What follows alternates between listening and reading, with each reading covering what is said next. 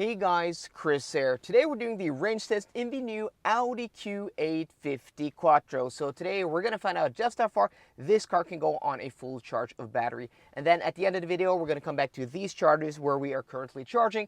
And then we're going to connect and see what kind of charging speed do we actually get just after driving a few hours on the motorway. And then at the very end of the video, we're going to put this car into a chart and see how it actually compares to the competition and also its bigger brother, the 55 Quattro. But what's interesting about this new Q8 E-Tron 50 Quattro is that the usable capacity of this car is actually more than the pre-facelifted version, the 55, which was the big battery pack version. So I'm expecting this car to perform relatively well if it wasn't for the conditions today. So we just had really heavy showers.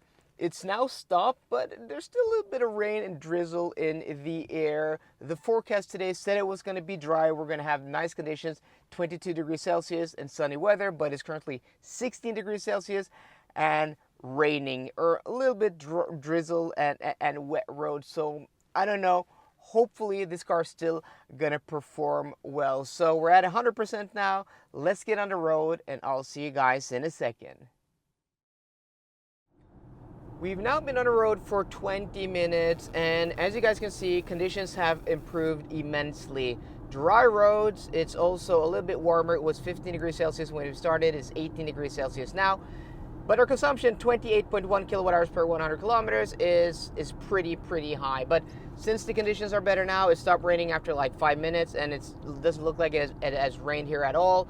And we're gonna have dry and nice conditions for the rest of this test. I think that consumption is gonna drop. And also, according to the wind map, we do have a headwind of 2 to 3 meters per second. So once we get to our turnaround point in 40 minutes and 67 kilometers and start turning around and going the other way, that consumption is probably gonna drop. I'm hoping targeting around 25 kilowatt hours per 100 kilometers. That may be optimistic, but that's what we got with the Mercedes EQS I tested earlier. And this should be, well, I say it should be more efficient because it's a smaller vehicle, but that Mercedes is just super aerodynamic. And talking about aerodynamic, this car actually has the virtual mirrors, which should give it a little bit more range. I don't know how much it is. Is it like 5 or 10 kilometers? It's not a lot, and it's kind of a gimmick, but I don't really like them. I'm going to make a separate video about this car, like things I like and things I don't like I did with the Mercedes EQS SUV recently.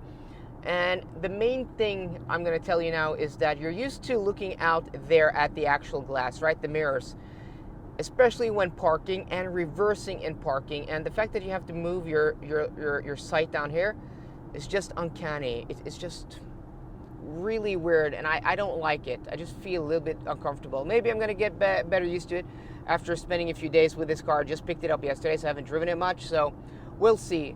But another thing I want to mention about this car is I've had that Mercedes EQS SUV for 1.5 weeks, drove that car a lot, you know, from my previous videos. Really like that car, but I think I like this car better. There's just something about the way this drives. It's not as quiet, it's not as comfortable, but it's still super quiet and super comfortable. But there's just like a tautness, a sense of solidity, and a sense of precision in this car that you just don't get in any Mercedes I've driven recently. Like not even BMWs have this sense of solidity and precision. There's just something there's something about how an Audi goes down the road.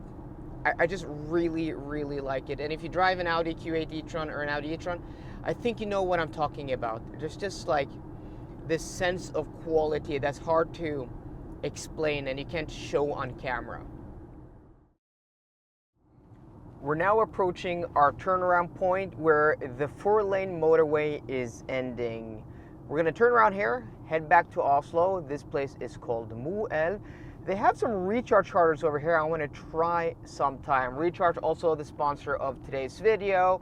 They are the largest provider of fast charging, lightning charging, and hypercharging in the Nordic countries with 4,000 charging points across all of these countries. And they've been building, upgrading, and updating a lot of charging stations lately.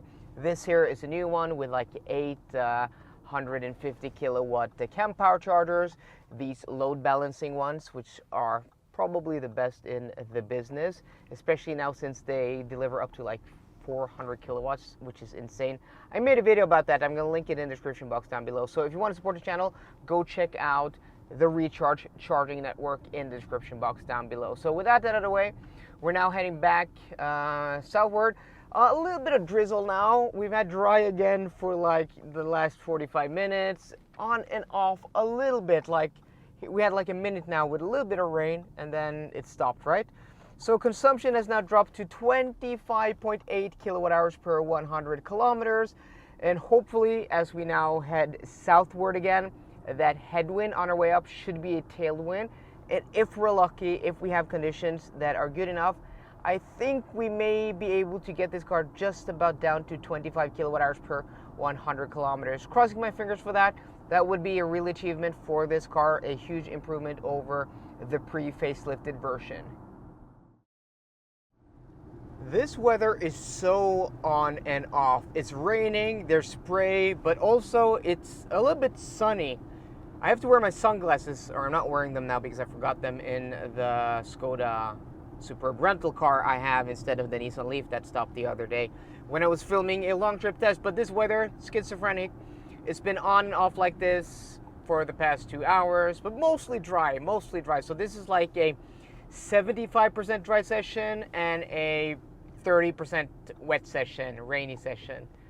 But I'm going to put it as like wet, rain, dry. So we're here now, 25.5 kilowatt hours per 100 kilometers.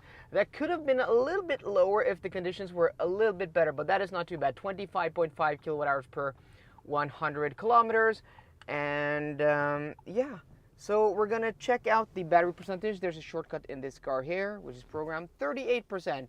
That is also not too bad. So we're gonna connect to this 225 kilowatt charger, and then we're gonna see what kind of charging speed will we get at 38% state of charge. We're now connected, and as before this had a facelift, the charging port is still on the driver's side, which is a nice place to have the charging port because it's easy to drive up to the charger. You don't have to go on the other side of the car. But I remember when I had an E-Tron 55 2 years ago, when this car hadn't been on the market for that long and we didn't have the expansive network of chargers as we have today.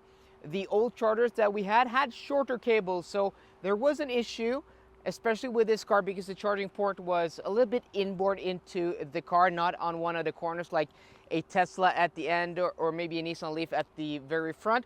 Cables were shorter before, but it's not an issue anymore with new chargers with longer cables. So if you live in a place with older chargers, that's just something to take note of. So let's take a look at what we're getting of charging speed.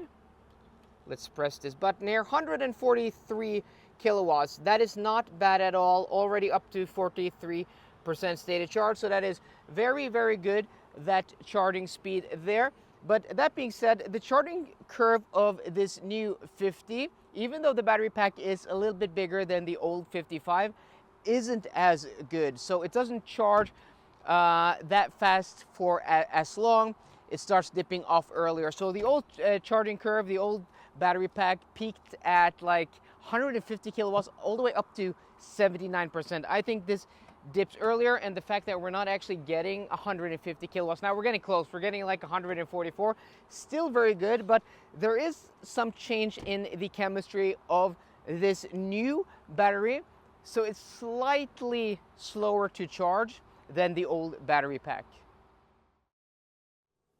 Before we end today's video, let's take a look at the battery pack size, the consumption, and then calculate theoretical range. So this Audi Q8 e-tron 50 Quattro has a usable battery capacity of 89 kilowatt hours. We take that number, divided by the consumption, 25.5 kilowatt hours per 100 kilometers, and then subtract 3% in heat loss. We get a theoretical range under today's conditions of 339 kilometers, which, to be honest, isn't that bad actually. It's more than what we would have gotten with the old car, which is nice. So better efficiency, a little bit better battery pack gives us more range. That is a given.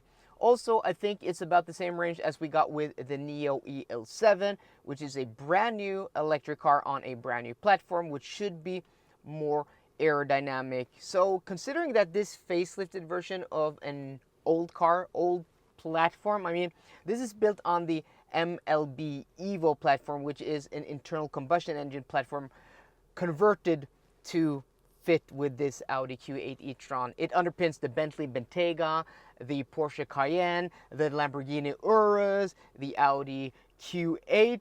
So this is pretty old school, this platform, and the fact that they've managed to make it as efficient as this, still not as efficient as the EQS SUV, which is a bigger, taller, and heavier car. But still, considering that this is an old platform, I don't think that is too bad. And also a little bit lower consumption than what we got with the 55, and that 55 was done in dry roads, warmer weather, but on 22-inch wheels. Is this 50 more efficient than the 55? Marginally maybe, but this shows you that smaller wheels is the way to go. I would have loved to test this car with 20-inch wheels instead of even the 21s, 19s if that is even possible. But I think this is a nice compromise, getting this range, about 60 kilometers less range than what we got with the 55 for a much cheaper price. It's still real world usable, this range, and with decent charging speed. It's a really nice car, and I really like driving this, so I don't think it's too bad.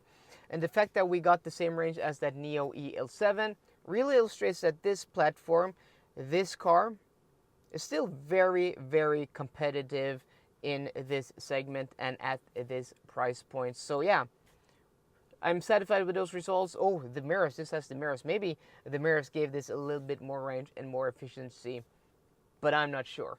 So guys, I hope you enjoyed today's video. If you did, please drop me a thumbs up down below. And for more car content, as always, please subscribe. See you guys later and goodbye.